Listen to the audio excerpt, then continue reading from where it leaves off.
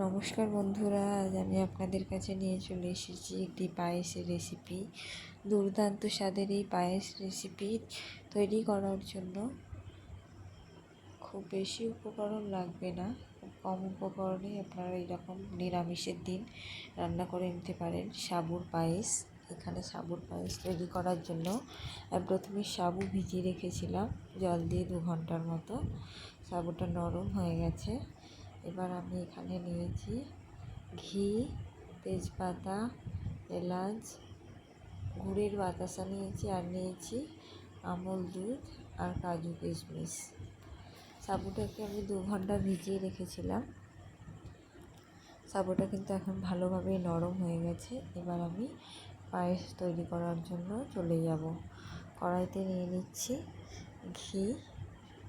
ঘি দিয়ে এই পায়েসটি তৈরি করলে এর স্বাদও কিন্তু দুর্দান্ত হবে। এটি আপনারা যে কোনো একাদশী বা উপবাসের দিন তৈরি করে নিতে পারেন। খুবই অল্প সময়ে তৈরি হয়ে যায়, আর খেতেও কিন্তু খুব দুর্দান্ত হয়। এখানে আমি প্রথমে ঘিয়ে কাজু আর কিশমিশ ভালোভাবে লাল লাল করে ভেজে তুলে রাখলাম। এবার আমি সাবুটাকেও একই ঘিয়ে ভালোভাবে নেড়ে নেব। খুব বেশি নাড়তে লাগবে না, অল্প একটু ভাজা ভাজা করে নিলেই হবে। অল্প ভাজা হয়ে গেলেই এখানে আমি দিয়ে দেব দুধ। এই দুধটাকে আমি আগে থেকে ভালোভাবে জাল দিয়ে ঘন করে রেখে দিয়েছিলাম। আমি কিন্তু এখানে দিচ্ছি আগে থেকে জাল করে রাখা দুধ। এবার আমি দুধ দিয়ে দিচ্ছি। সাবু কিন্তু আমার ভাজা হয়ে গেছে। এবার আমি দুধ দিয়ে একটু ফুটিয়ে নেব ভালোভাবে। এই পায়েসের রেসিপিটা এত দুর্দান্ত খেতে হয়, আপনারা কিন্তু বাড়িতে একবার বানিয়ে দেখতে পারেন। খুবই অল্প সময়ে তৈরি হয়ে যায়, আর খেতেও কিন্তু অপূর্ব স্বাদের হয়।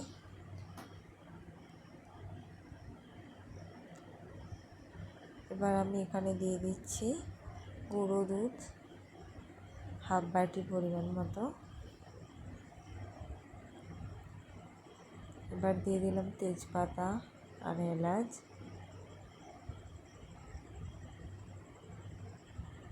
আমি আবারও ভালোভাবে ফুটিয়ে নেব। এখন ফুটে উঠতে শুরু করেছে। এবার আমি এখানে দিয়ে দেব বাতাসা। আমি এখানে গুড়ের বাতাসা দিচ্ছি, আপনারা চাইলে চিনিও ব্যবহার করতে পারেন অথবা মিছরি ব্যবহার করতে পারেন। আমি এখানে গুড়ের বাতাসা দিলাম যাতে কালারটা খুব সুন্দর হয়। দেখুন কালারটা কত সুন্দর এসেছে। আর এই সাবুর পায়েসটি কিন্তু খুবই কম সময়ে তৈরি হয়ে যায়। এখানে আমি দিয়ে দিলাম কাজু কিশমিশ, আগে থেকে ভেজে রাখা কাজু কিশমিশ আমি দিয়ে দিচ্ছি। দেখুন কালারটা কত সুন্দর এসেছে গুড়ের বাতাসা দেওয়ার জন্য। আপনারা কিন্তু চিনিও দিতে পারেন, তাতে কালারটা সাদা হয়। যে দেখুন আমার কিন্তু তৈরি হয়ে গেছে, যে সাবুগুলো এরকম হয়ে যাবে। দেখুন কতটা সুন্দর দেখতে হয়েছে। এবার আমি ঢেলে নেব একটি পাত্রে। এই রান্নাটা কিন্তু খুবই অল্প সময়ে হয়ে যায়, আপনারা একবার বানিয়ে দেখতে পারেন।